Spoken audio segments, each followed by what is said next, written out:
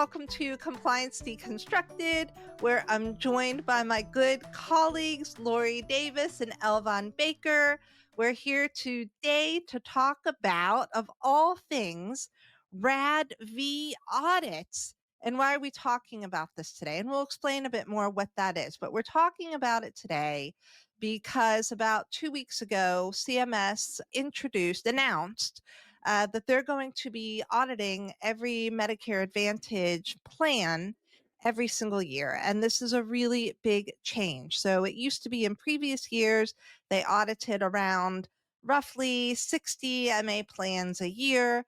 So now when they're going to be looking at all, the plan is to look at all MA plans, like that's a big change. And that's something as compliance professionals we need to be aware of and be tuned into. They're also saying that they're going to be looking at up to 200 patient records, which again is a big change. It used to be that when CMS did a RADV audit, they looked at roughly 35 records. They're also saying they're going to be using AI tools to conduct these RADV audits and analytics. So we'll talk a little bit more about what that is. And they're going to continue to use extrapolated findings. That means that if they find that some of the records aren't coded appropriately, they're going to look at a sample of records. If they find that, let's pretend 35% of those records aren't coded correctly, they're going to say, oh, well, 35% of the sample isn't coded correctly. So we're going to look at all of your records and we're going to assume that 35% of all of your records contain miscoding. So guess what? We're going to claw back 35% of all of your patient records. So, and we'll examine that a little bit more as we go through the podcast to talk about what that really looks like.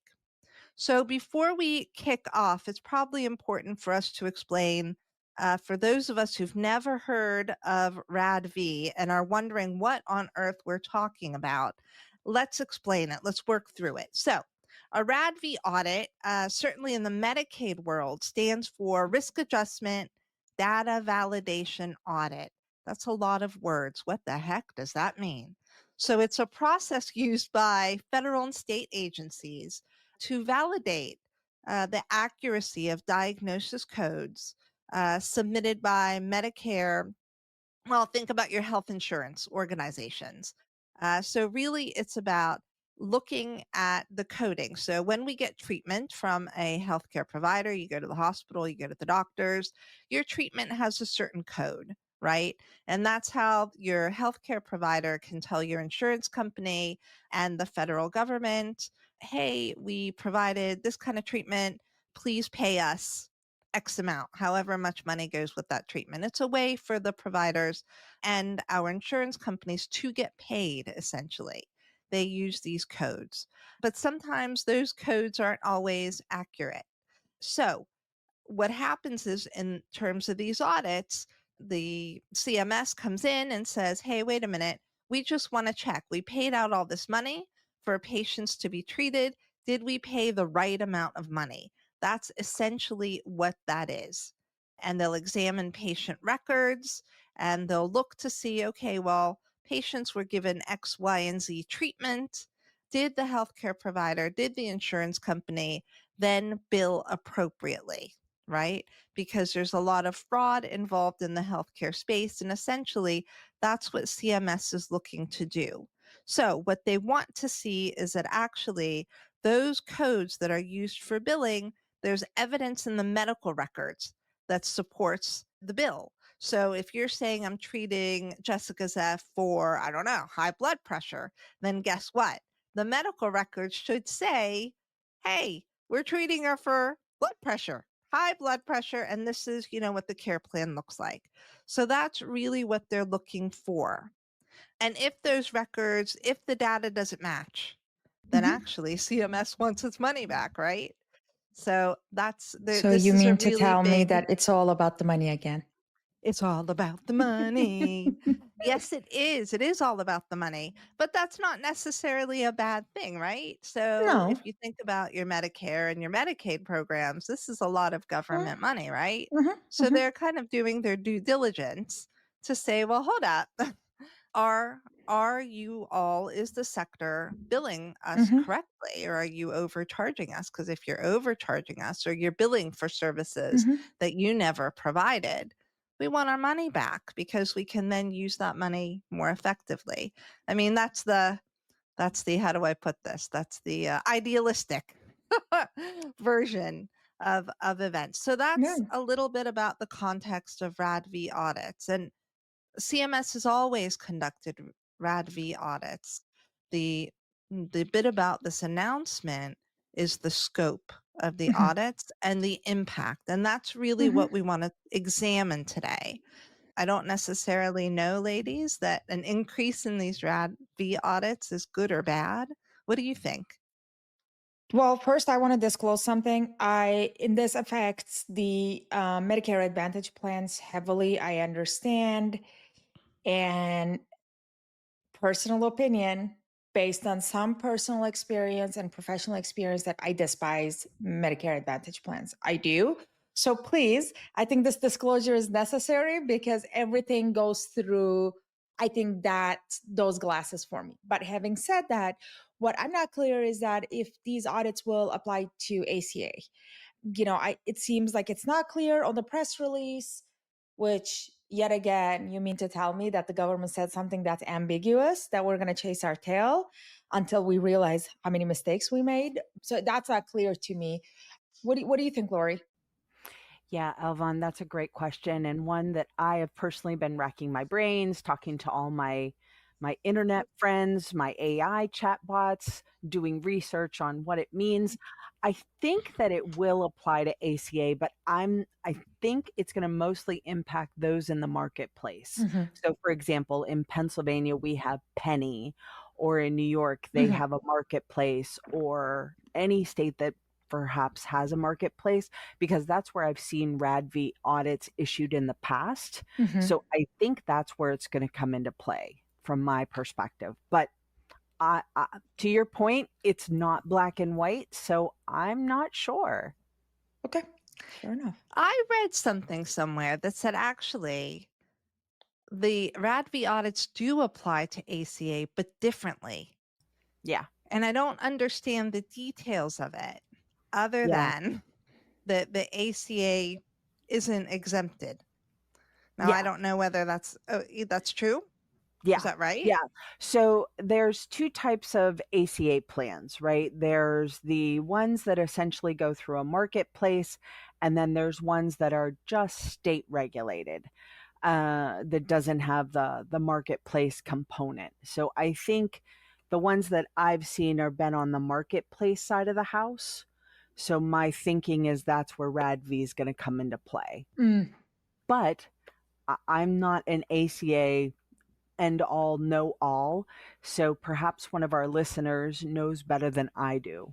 But this is something that I've been racking my brain about, because a lot of the press releases and everything that Dr. Oz has said really has talked about Medicare Advantage. But if you think about the full scope, I do think ACA will be impacted. okay. Okay, fair enough. Do you have a sense of how it might be impacted? Or would that be similar to the Medicare Advantage organizations? I do think it'll be similar to those Medicare Advantage that are suddenly going to be hit with that backlog of RADV audits. Maybe you've done your 2018 and 2019, but you haven't seen 2020 forward. Mm-hmm. So now you're also perhaps going to get ACA RADV audits on top of that. So that could really double your workload, so to speak. I mean, you're always expecting a RADV audit, right? Right, It's not right. like you don't think it's coming, but they have been backlogged in full transparency. So this is really designed to get that backlog Mm-hmm. done. Mm-hmm. I think for me, what's staggering, to your point about money, Elvan, is the fact that they're taking the number of auditors from 40 to 2,000. Yes. That is Certified a coders. huge Mm-hmm. influx of auditors. Mm-hmm. So So you I hear that? think, If you're a certified coder, you've got a job at least for the next couple of years. yeah, You are all sorts of good. yeah, Yes. And the pendulum swings yet again. yeah, Mm-hmm. yeah. So I Mm-hmm. think that for me is how they're going to get their arms around this proverbial, you know, monster of audits. Absolutely. And I And I just, think, oop, go ahead. sorry, no, Go Elvan, ahead, you go go, ahead, go, hop in. go. No. You know, maybe we put this in the parking lot, but definitely the operational challenges and what's that's going to mean, just the volume. And the volume means labor, ultimately. At what point? So we can put that in the parking lot, but go ahead, Jessica. Well, I was going to pull on that thread a little bit. I've got a couple of threads here. All right. So I was going to pull on that thread a little bit and build on what you both said, because Lorie, you're saying there's a backup of RADV audits. And I do know Mhm. that. But when we were prepping, we talked about actually CMS coming in and maybe doing multiple audits on an organization at one time, but for different years. Yeah. Right. And Mhm. I think that's something, for those of us compliance professionals who are listening in, you need to keep that in mind.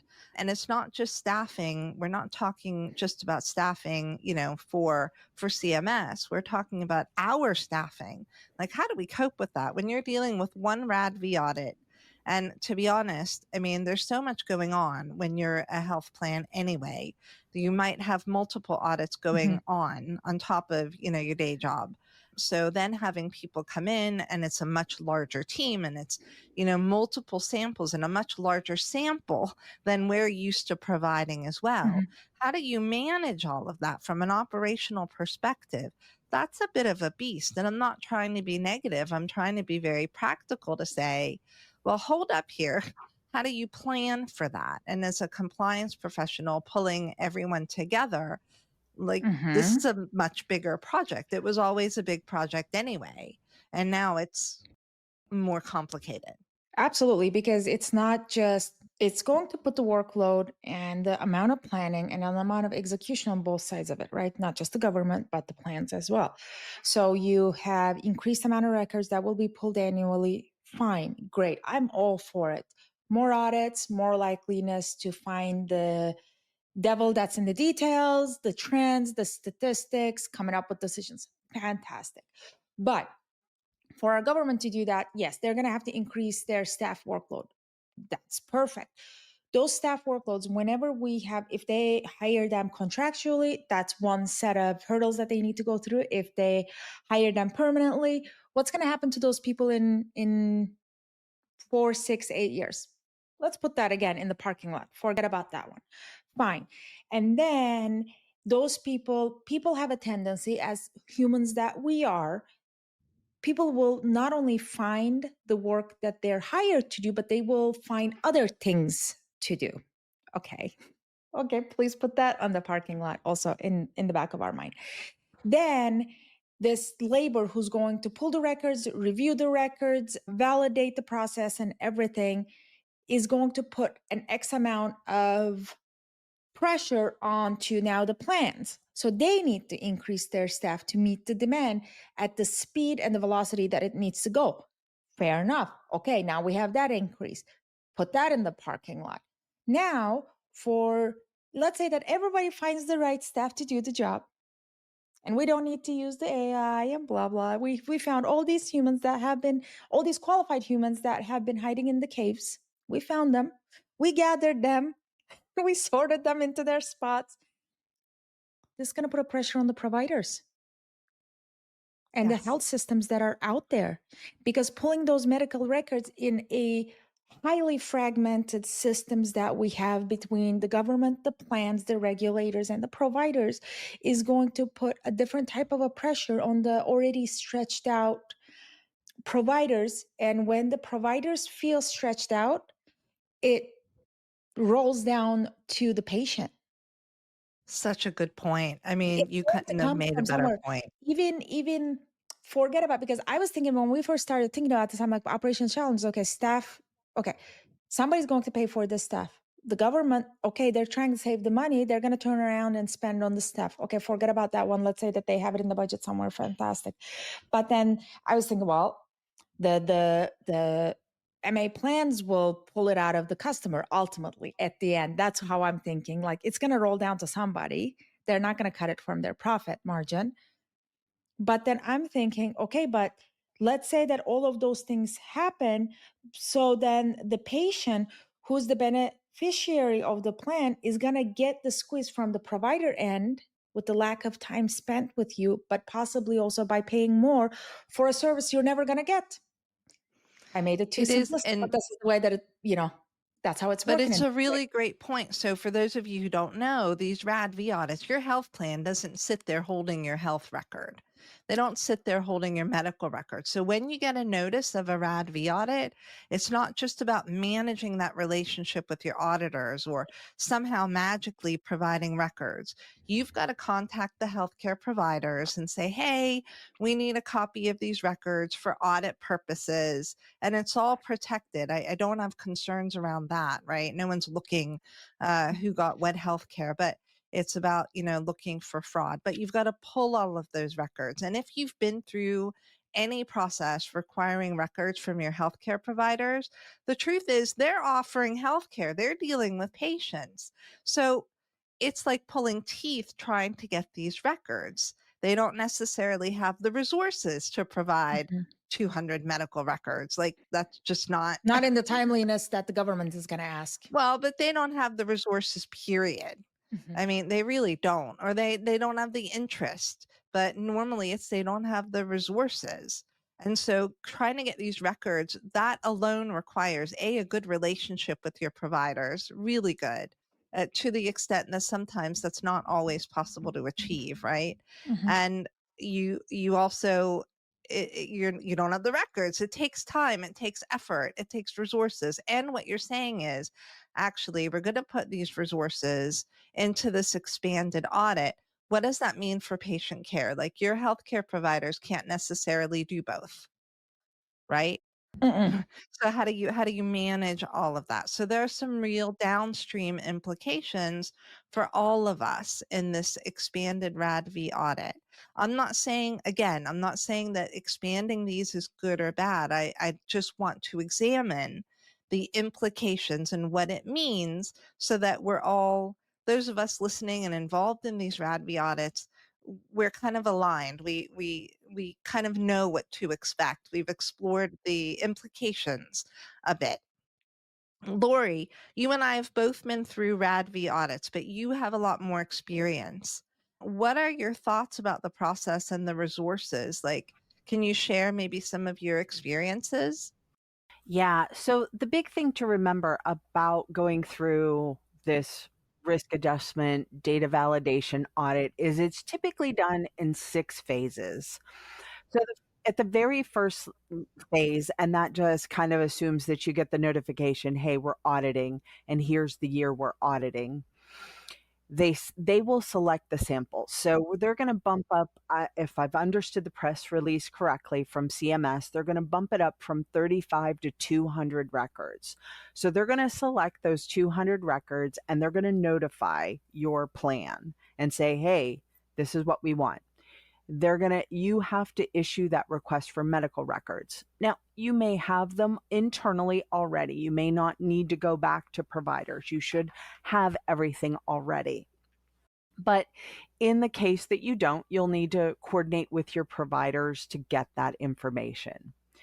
Then you'll want to do your own review. Make sure you've got everything you need, package it up, as well as verification of those enrollment or data spans for the member or the enrollee or whatever term you're calling them. And then you'll need to get it back to the auditor. So typically my experience is that you're not working with CMS directly. You're working with an organization that works on behalf of CMS. Under this new structure, that might be CMS directly. So anything I say, just kind of keep in mind your submission entity will ultimately be someone working on behalf of CMS. It's still a bit in flux, really. So Correct. And then they will do their review and they will come back to you and say, hey, we notice there's something missing here, or it looks like there's a gap in enrollment, or whatever it is. And they'll ask for some additional follow ups as they've done their initial validation. So you'll do your follow up, or you'll do your dispute, if you will, of the submission, and then you'll have a closeout meeting.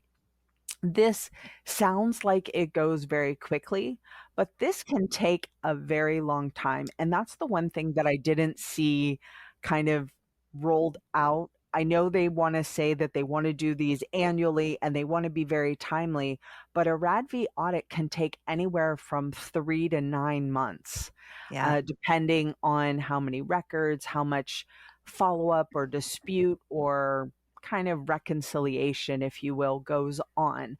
So it's a much longer process, and I'm hoping that Mhm. Dr. Oz and his team, in rolling out this aggressive timeline, has taken that into account. If you're someone that hasn't received your RADV audits for maybe 3 years, that's a lot of time to be hanging out there where you've done your part and you're waiting. So I think that's something to think about. So there are some additional challenges there, right? Yeah. And so first of all, it could take 6 to 9 months. There are so many things we're going to get to talk about here, but they're proposing to use data analytics and AI, and we'll flesh that out in just a moment. But also something that you said in terms of when we were talking earlier, looking at time periods, CMS can come in and do a RADV audit for what, up Mhm. to 7 years in the past? So just another layer of complication, because I don't know about you, but in my experience, you walk into an organization, you're the compliance officer, you get hit with an audit all of a sudden for, records, things that happened 3, 5, 7 years ago, and either those records don't exist or the people that handled it are gone and you don't know how to find it, and no one knew, or for whatever reason the records weren't kept in a way that you could get access to them. So that's another layer of complication. I mean, it was always there. That layer of complication or challenge, if you will, was always going to be there because RADV audits aren't new. Remember when we were getting ready, we were talking earlier for this, and thinking back and reflecting, actually this could be another complication is, the auditors are coming in and they have a look back period, right? And it could be, that might be the right word, that might not be, but what they're Mhm. looking at is they can audit for anywhere from the last year up to 7 years in the past.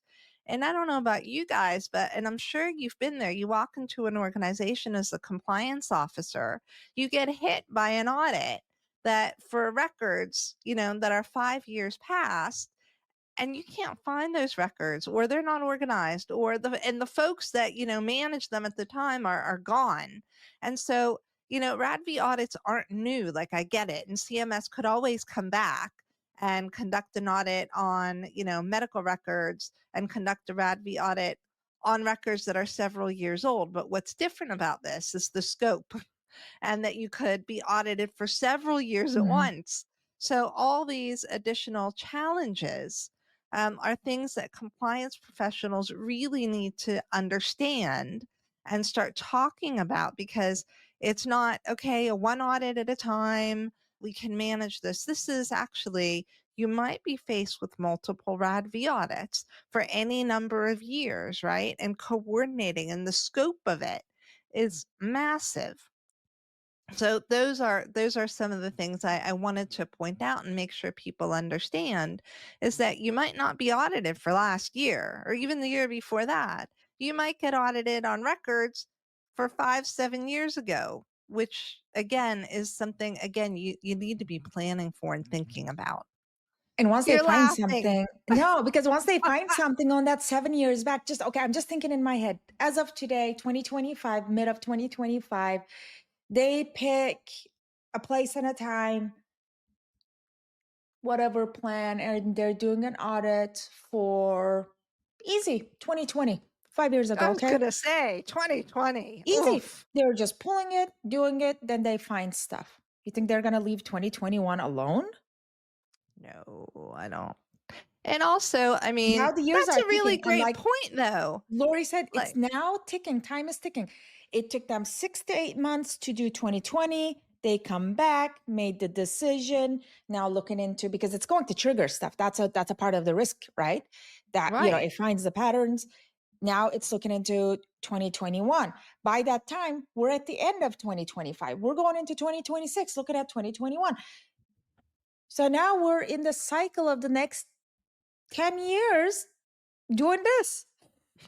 Yeah, but it's crazy. Like, but that's another good point. Like, we could talk about this, I think, for days, Mhm. but what happens around the COVID years? And there was a lot of emergencies going on. There were so many. Like, how do you, like, I wouldn't want to be the auditor, to be fair. And I don't know what the administration's position is going to be for those years when things were a little crazy. And will the auditors keep in mind that some of the rules were maybe a little bit looser? Does that apply? Well, I this is a funny honestly case don't where he was know. in administration. The same administration was the same administration for 2020 example, so it just might No, I work. get it, But yeah. but at the time, like, there were so many things going on. Do I really believe that providers were necessarily detailing their patient records in the same way that maybe they would on a day-to-day basis? I'm not While so sure. When you counting the have people masks and the dying in front of PPEs. you, Yeah. Mm. I'm Yeah. just saying I don't Yeah. really know how that works. And the other thing I thought about was you, Lorie, mentioned the word dispute, and that triggered a thought in Mm. my head because how do normally if you have any audit, right, you can kind of say, well, hold up, there might be factual inaccuracies in these audit findings. I mean, it happens. Auditors are only people, right? But you have a chance to come back and say, hold up, Mhm. can we work this out? We don't really think that this you can dispute was the word that you used. You might be able to at least express your concerns and provide some evidence to support your position that the auditors may not have gotten it right. I mean, the auditors might just say no. We found what we found and that's that. On the other hand, when you're faced with this kind of project, this kind of a challenge, do you have the capacity to dispute? Like, I don't know. Mhm. That makes it a little bit harder, maybe a little bit more confusing. Like, what does that process look like? If you're being audited for multiple years all at one time, like, again, in terms of your resources, do you now have the ability to say, hold up, well, we're not sure that's right, and here's why. I mean, again, whether the CMS accepts the argument is something else, but in terms of being able to state your case, it becomes that much harder. Like, I don't even see how that works. So that's another point that I'm concerned about. So hey, I came across a case that I thought I'd share with our listeners. This came to my attention. Thank you to Lorie, talking about the Coventry Health case. Oh. And just to, share with our listeners, like, roughly what this might be looking like, what the implications for this RADV audit might be. And keep in mind, RADV isn't new, but even still, there's the case of Coventry Health and Life Insurance Company. They had a RADV audit, and the OIG, well, wait a minute, I'm not sure it was a RADV audit. But the OIG, the point is, this is what it looks like. The OIG conducted a targeted audit of 10 high risk conditions covered by Coventry for 2017 and 2018. And CMS went in and found that, yeah, it was a RADV audit. CMS came in and found that 51 of 300 medical conditions could have been validated. So what does that really mean? So they were looking at acute stroke. So CMS went in, they were looking to audit Mhm. documentation for very particular conditions that they had identified are frequently not documented enough. There's not enough evidence to support the treatment and the billing of those particular conditions. And they looked at acute stroke, acute heart attack, embolism, sepsis, pressure ulcers, and different kinds of cancers: lung cancer, breast cancer, colon cancer, prostate, and ovarian cancer. And what they found was that a lot of cases, again, the treatment and the billing was not supported appropriately for those conditions. So let's go through this just a little bit. They found that in acute stroke, only 3% of the conditions were supported by the right documentations. Acute heart attack, 7% supported. Embolism, 13%. Sepsis, 53%. Pressure ulcers, 63%. And cancer, only 6% of the diagnosis and the claims for money were supported by accurate documentation. So in the end, CMS collected almost $7 million in overpayments. So that's the consequences of a RADV audit. That overpayment, that recoupment, I should say. So when we think, it might just be a little bit of pocket change here, but think about what's happened, right? It's going to roll to So somebody. I know this was a huge press release. It was on the OIG website. It's on CMS. You know that Coventry Health isn't, feeling the love today. Like, this has got to be, a difficult message for them. And they, they've got their board, they've got their staff, they've got their stakeholders, their patients, their members that they've got to respond to. So this really doesn't look good. It can't feel comfortable. No, and Elvan, what were again, you I trying to have to say? remember, I'm thinking whenever we say the documentation does not support, I want the listeners to have them also to the mindset that documentation doesn't support also does not mean that it wasn't necessary, medically necessary, or it wasn't appropriate. It just means that the documentation that went through the audit process did not show did not have the necessary elements to pass that bare minimum quota that they were looking for. Now, we need provider education, but we need provider time. Yet again, we're talking about a resource that they don't have in their hands. So then Jessica, how do you find things that are like, it makes me go, just because coming from a clinician perspective, this happens all the time. When we go to the clinicians and say, hey, can you provide me with more education and with more documentation or more support documentation of the decision that you made about 8 months ago of patient you don't remember today because what you put is not passing the government's audit of what they think they need for you to qualify your own clinical judgment. It's a tough one. Like, it's a perennial issue. Everyone struggles with it. Truth, everyone struggles with it. And it's a worldwide issue. And then it just becomes a clinician burnout. Then the clinicians don't want to be clinicians anymore when there's a burnout. When we have then less clinicians existing, the ones who choose to stay in the field, they're stretched. Yet again, we contributing to that negative cycle. There's a lot of at the end. certainly Patient is many losing at the different. end. That's right. There are a lot of different pressures on the system. I think at the end of the day, though, I mean, these RADV audits are not new. The difference is the volume and the pressure, the downstream effects that has on everyone and everything. And that's something. And I do think, though, that, as a compliance officer and you're looking at the impacts on the organization, well, one of the big impacts is about burnout. But there's also an education feature. Like, it's not about beating, nurses and providers and doctors and therapists over the head about what they're not doing. Because for the most part, people are working really hard. They're providing good clinical care, right? And the notes, I mean, not but in always order there. to get paid, so there's an element of education. And that's hard. Again, that requires additional resource. You have to think very carefully about how you use limited resources to train people. If the issue is training, it's not always. It could be an issue of resource and what's happening within an organization, right? But at Yeah, the and end of the this day, Mhm. it is what it is. I mean, this is Absolutely. what the audit's about, recouping money, right? Mhm. And those rules really haven't changed. No. But what I do want to explore a bit is this idea of extrapolation and how it works. And that's not new either. But again, it's, the amplification, how this particular audit process has been magnified, right?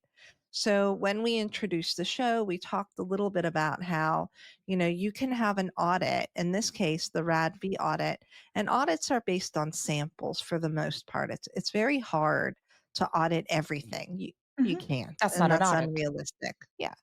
So depending on the audit, you might take a sample, maybe 5%, 10%, 20%, whatever it is. And that could be different for different search situations. And it could also depend on risk. If you think that there's going to be a problem, you might audit a bigger sample. If you're confident that actually processes are being followed and maintained, you might audit a smaller sample and determine whether you need to audit more, depending on what you found. But for a RADV audit, the point is for any of these audits, you take a sample and you say, okay, well, here are the issues I found. All right, if I audited 10% of the records and I found that actually 10% of those were inaccurate and I'm clawing back money, then I'm going to say, oh, well, for all of your medical records for this year, I'm going to assume you made the same mistakes in all of those Mhm. other records. So I'm not just going to charge you and take money back for the issues that I discovered in that 10% sample. I'm going to just assume that I need to take back Mhm. money from Mhm. your entire year's medical records. That's an ouch, because that's a huge issue, right? Because the sample might not be, I mean, we've all audited before, it's the way that it goes, right? But the truth is, when it comes to money, that audit sample may not be reflective. Of the reality. So, first of all, you need to be aware that it's not just about the sample and the findings for the Mhm. sample. Mhm. The financial implications are much bigger than that. Number two, they might be particularly painful if the sample doesn't really represent what's going on in the larger data set, in the larger set of records. So Mhm. you're kind of almost being hit twice. Mhm. And that can be huge amounts of money. And then think about it, if the auditors are looking at multiple years, like that's a little scary. Imagine if it's Coventry Health and, CMS was looking at, I think, 1 year, 2017 to 2018, if I remember correctly. What if they were looking at multiple years and it was $7 Oh, million they're gonna per year? probably. They're gonna. But imagine that. Let's say CMS is looking at 2 years. That's $14 million. This is not a little bit of pocket Mm-mm. change. And that really worries me. How will these organizations cope? It's not like they have these giant reserves Mm-mm. and they weren't necessarily, I mean, I know, again, this is not new. Like, I get it. These organizations would have always had to have clawbacks. What I Mhm. don't understand is how that's going to happen and what's going to be the Mhm. impact of all these organizations being audited at once, maybe multiple years. Will they have the reserves? Not all health plans will. Have you been through this, Lorie, at all? Or have you heard of colleagues that were involved in RADV audits where there was a Yeah. clawback? Like, what did that look like? What happened? Yeah. So I've been involved in several RADV audits, both supporting and leading. And in both cases, there was some sort of dispute in terms of what they had paid versus what perhaps might be owed. And they did do clawbacks. And it was just, in both cases, they withheld funds out of our regular payments rather than issue an invoice that we remitted. But have heard of situations where they did issue, I'm going to call it an invoice, but it's not a true invoice, and then they did the clawback. So I think, Elvan, to your earlier point, those 2021 audits Mm-hmm. and 2022 audits are going to be crucial because we know that there were special dispensations made for the COVID years, so to speak, and they want to make sure that we didn't let coding slide or we didn't ignore guidance or exceptions that were made. So I do think it will be interesting to see how these audits play out in real time for those organizations that maybe haven't had a RADV. I think the other thing to keep in mind is that in previous thinking, because they only did, a limited amount of audits, not every plan was audited all the time. And so you could be in a backlog. Now they're planning to audit all 550 plans. So if you have been waiting for RADV, congratulations, your time has come. This is your moment to shine. The other thing that I think is really Yeah, like important. there's the compliance people just Yeah, sitting waiting. yeah, No, when you're being hired, you ask, have you gone through it? Yes. When was it? Within the last months? What's the results? Then you say yes to the job because next yeah, cycle is not going to come back. No, yeah, Lori's all about RADV. She's got it nailed. If you're looking for someone to help you I'm going to be like, sail, I'll right, pass, but I have a great friend. yeah.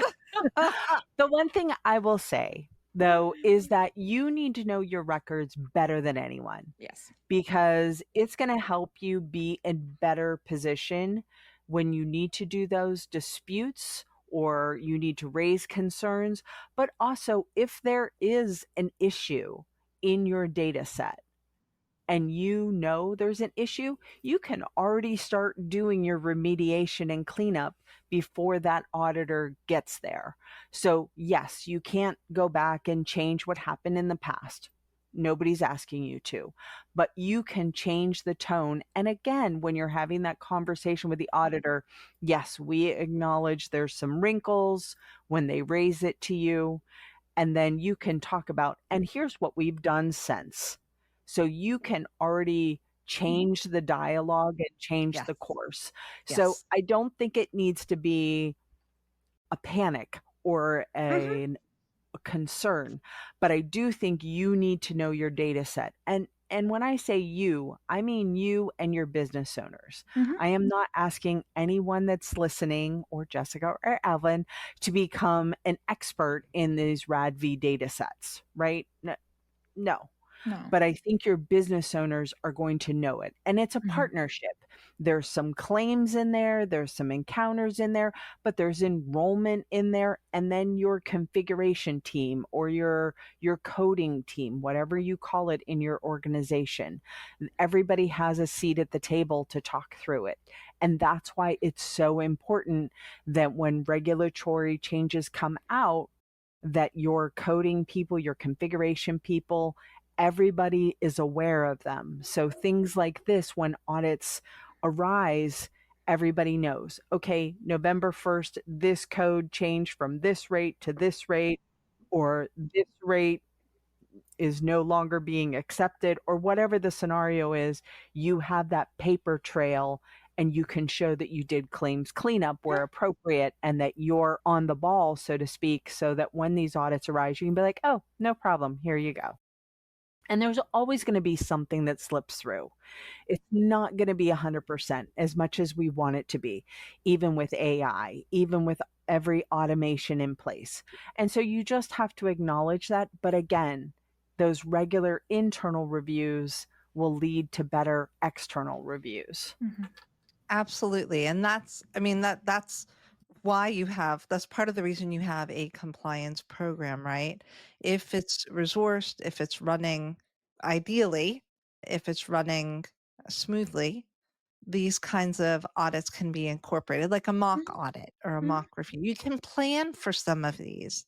We're not trying to give the impression that it's all doom and gloom, but what we are trying to do is point out what might help compliance professionals, things that they probably should need to be aware of and plan for a bit differently. But Yeah. it is about the planning. I do believe that there's a way of planning for these things. Now, you might not get all the resources you need, but at least the organization has had a thought about, well, what if this happens? What do we need to be prepared for? You might not be able to solve for all of it, but there's a lot to be said for planning. And for Absolutely. even if you're able to do a small sample in terms of a mock audit.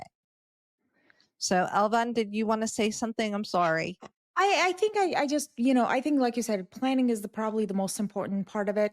We know what the government is going to do. We know that they've told us as much as. So based on that information, you get ready for what you can do to counter it, because you're going to need to counter it. This is one of those things where you need to prepare for, I hate to use the word, get ready for your defense already. Just get ready for it. Be ready for it, because the time to start getting ready is not when they're at your door. It's when you know that they're in your county, period. Yeah. And along with that, one of the knowledges that we have, that we know that the government is investing in advanced technology to be able to pull this off. The whole, at the beginning of our conversation, we said, where's this labor coming from? Qualified labor coming from? It's not.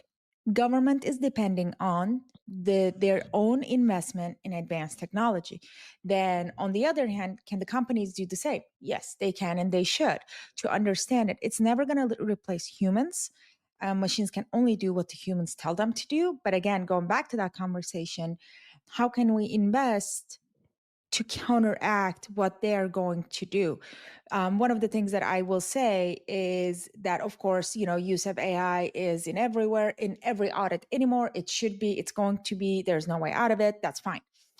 One thing, if anybody has used any of these, AI or NLP or any of those devices, will know that it's really easy to get the first set of information from it and get statistical trend information.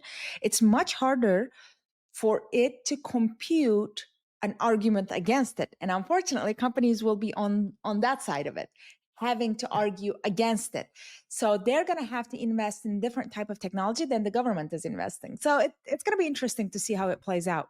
But again, somebody's going to spend the money on that technology. It's not going to come cheap either, just like the labor is not going to come cheap. So no, but I mean, you're raising a great point around the use of AI, and it was a topic I wanted to cover before we end today's podcast, because I think it's crucial that people understand the use of AI and the use of analytics, right? And how that plays in. So CMS is going to be using advanced analytics to target what they feel are high risk plans. They're going to do that first, right? Yeah. And they're going to go from rely on, Go ahead. they're going to be relying on things like predictive modeling, pattern detection, Yes, outlier analysis. And that's really initially how they're going to identify their audit targets, if you want to use that word, right?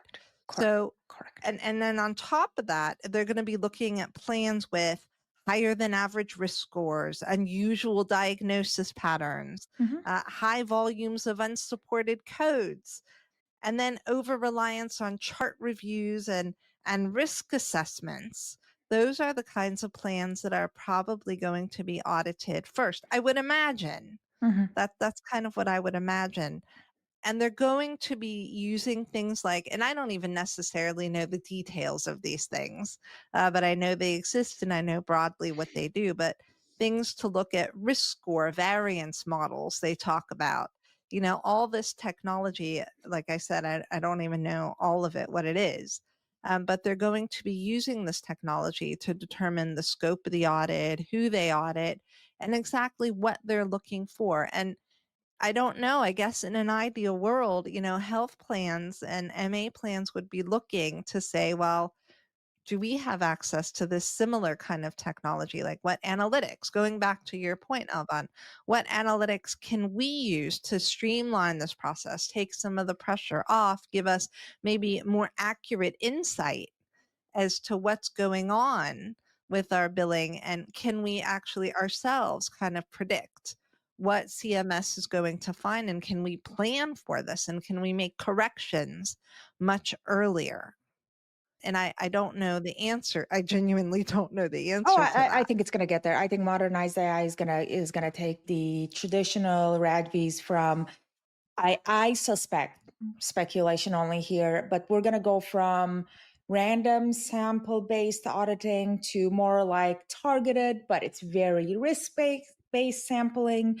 I bet the manual chart reviews will become AI-assisted reviews where the humans start the process and be the catcher at the end, but the middle process will be done by them. I think the feedback cycle will even get faster. And like you said, if the companies can find the low-hanging fruit on their own and prevent it, then that's out of the table anymore. Nobody needs to spend the time on it.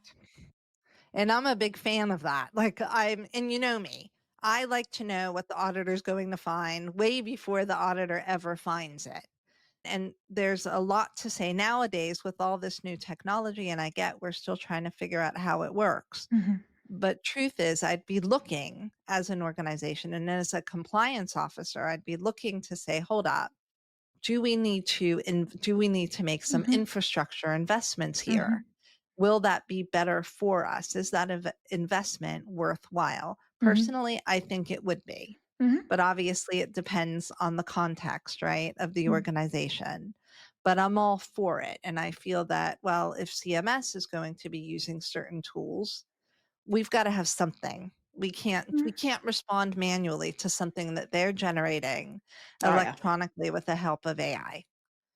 It feels like a David and Goliath kind of situation. I don't, mean to put it that way, but that's kind of how it feels like to me. And I'd be a little bit worried, right? So definitely as compliance professionals, again, another conversation to be thinking about. Now, ladies, we've been managing to talk about RADV audits for almost 45 minutes, and we're not even done. No. But I think we've covered a lot of the key topics to help our colleagues who are listening in understand the implications of this particular CMS initiative. And for those folks who are new to the whole discussion, hopefully we've given you a bit of a flavor for what's involved in the work that we do on this particular piece of work and what some of our challenges are.